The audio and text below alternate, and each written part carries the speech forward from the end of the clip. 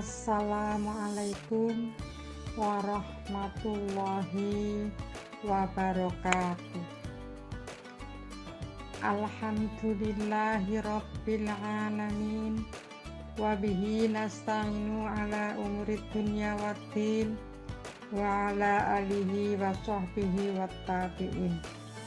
Rabbis rahli sadri wa yassirli amri wahlul 'uqdatam min lisani yafqahu qawli. Amma ba'du.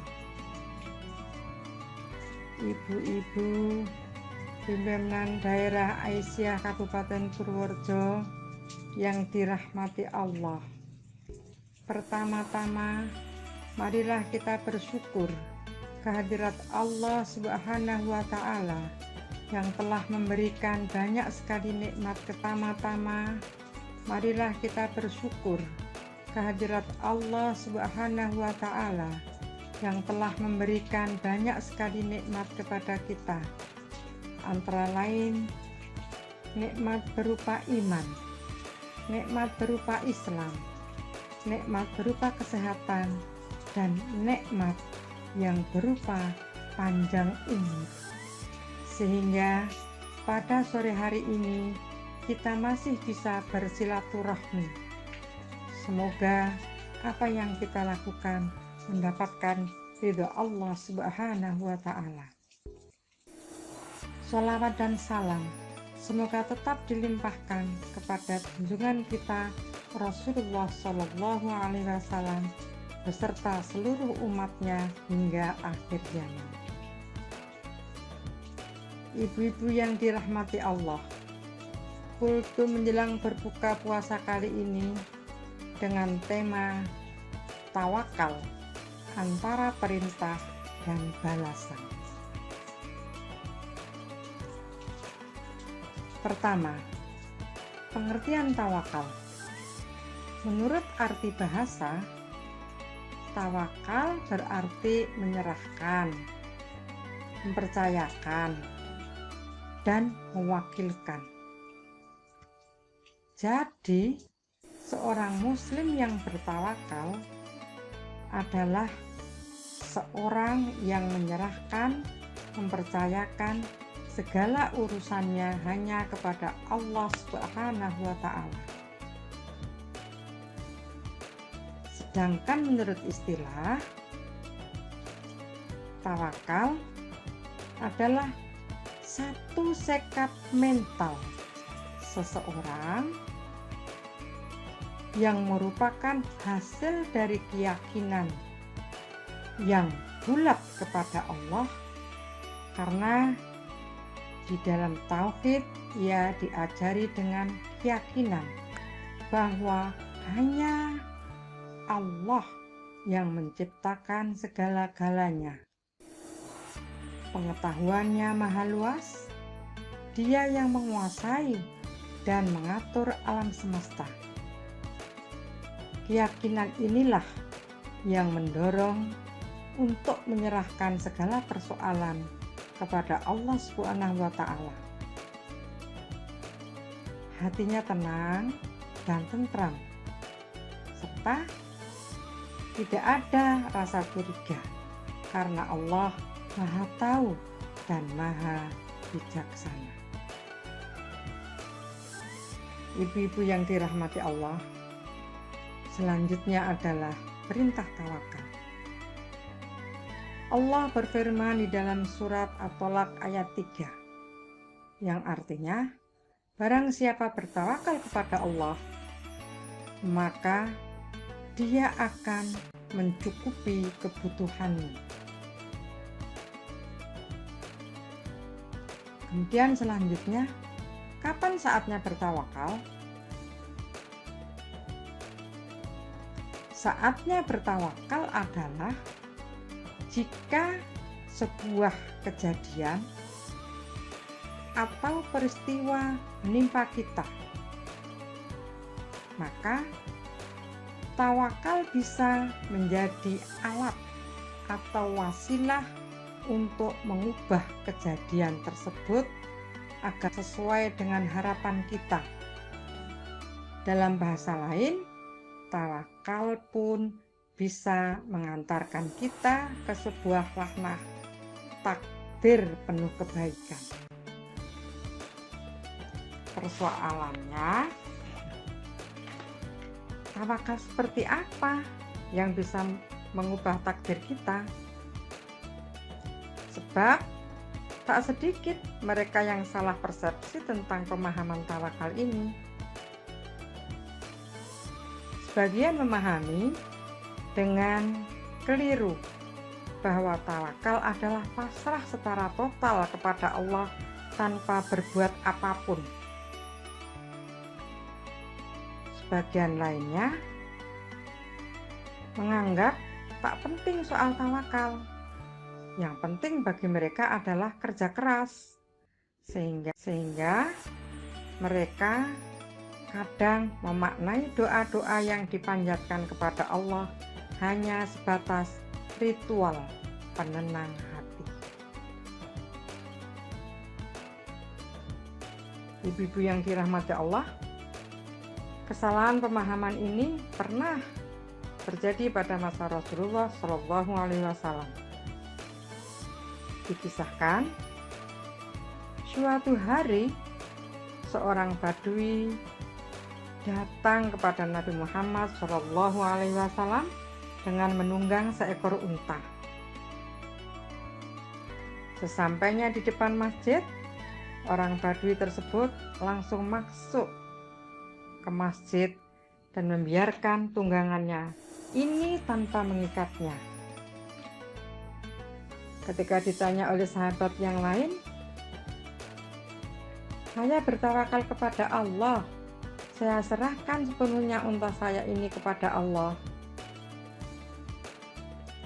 Mendengar perkataan itu, Nabi Shallallahu Alaihi Wasallam bersabda, "Ikatlah unta itu, kemudian bertawakallah kepada Allah." Kisah yang lain. Suatu hari, Imam Ahmad bin Hambal serta murid-muridnya hendak berangkat ibadah haji. Beliau lalu menyuruh murid-muridnya berkemas. Semua murid beliau mempersiapkan diri secara fisik, mental, maupun finansial. Kecuali satu murid saja yang hanya berdiam diri. Imam Ahmad pun heran dan bertanya kepada sang murid, "Kenapa kamu diam saja? Tidak mempersiapkan segalanya untuk berangkat haji?" "Aku bertawakal kepada Allah," jawab si murid. Kata imam, "Tidak, kamu tidak bertawakal kepada Allah, tapi kamu bertawakal atau bergantung kepada kawan-kawanmu."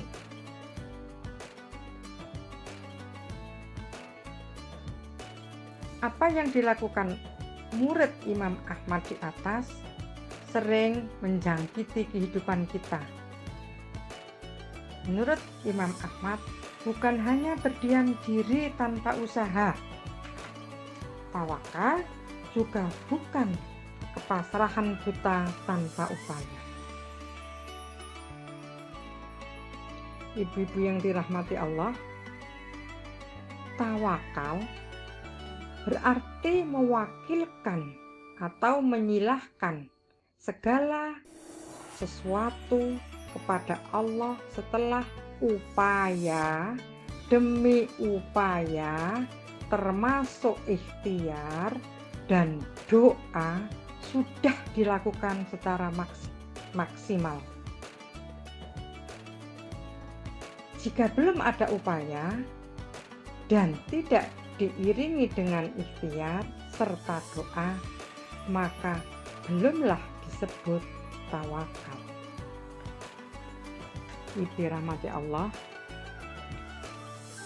kini Jemputlah takdir penuh kebaikan dengan tawakal kepadanya. Niscaya Allah cukupkan semua keperluan kita. Rasulullah Shallallahu Alaihi Wasallam bersabda, seandainya kalian bertawakal kepada Allah dengan sebenar-benar tawakal, niscaya Dia akan memberi rezeki kepada kalian sebagaimana Dia memberi rezeki kepada burung yang pergi di awal siang atau pagi hari dalam keadaan perut kosong atau lapar, dan pulang di akhir siang atau sore hari dalam keadaan perut penuh berisi atau kenyang. Hadis riwayat Ahmad, At-Tirmidzi dari Umar bin Khattab radhiyallahu anhu. Ibu-ibu yang dirahmati Allah, demikianlah tawakal yang diajarkan oleh Rasulullah Shallallahu Alaihi Wasallam. Setelah kita mengkaji tentang tawakal, maka selanjutnya kita akan mengkaji tentang balasan bagi orang yang bertawakal. Pada kali ini ada 4 yang akan diperoleh oleh orang yang bertawakal. Yang pertama, orang yang bertawakal akan diberi hidayah. Allah berfirman dalam Quran surat Al-Imran ayat 101, yang artinya, dan barang siapa berpegang teguh pada agama Allah, sesungguhnya dia telah diberi petunjuk di jalan yang lurus. Adakah kenikmatan yang lebih besar daripada seorang yang diberi hidayah ke jalan yang lurus? Dia berjalan di atas jalan hidayah tanpa merasa takut tersesat. Dia menempuh dengan penuh keyakinan akan penghujung jalan yang penuh cahaya. Dia berjalan sambil merasakan bahwa dia berada dalam cahaya, sementara yang lain hidup dalam Yang kedua, dicukupkan rezekinya. Allah berfirman di dalam surat At-Talaq ayat 3, yang artinya, dan barang siapa yang bertawakal kepada Allah, niscaya akan dicukupkan keperluannya. Yang ketiga, dijaga atau menyelamatkan diri dari penyesatan setan. Terdapat di dalam Quran surat An-Nahl ayat 98 sampai 99. Allah berfirman, hendaklah kamu senantiasa meminta perlindungan kepada Allah dari setan yang terkutuk. Sesungguhnya setan itu tidak ada kekuasaan atas orang yang iman dan bertawakal kepada Rabb mereka. An-Nahl 98-99. Yang keempat, diselamatkan dari penyimpangan. Rasulullah Shallallahu Alaihi Wasallam bersabda, barang siapa yang keluar rumah membaca Bismillahi tawakkaltu 'alallah la haula wala quwata illa billah, yang artinya, dengan nama Allah aku bertawakal hanya kepada Allah, tidak ada daya dan kekuatan kecuali dengan pertolongan Allah. Maka dikatakan kepadanya, kamu telah diberi hidayah, kamu telah dicukupkan, kamu telah dijaga, dan setan menyingkir darinya.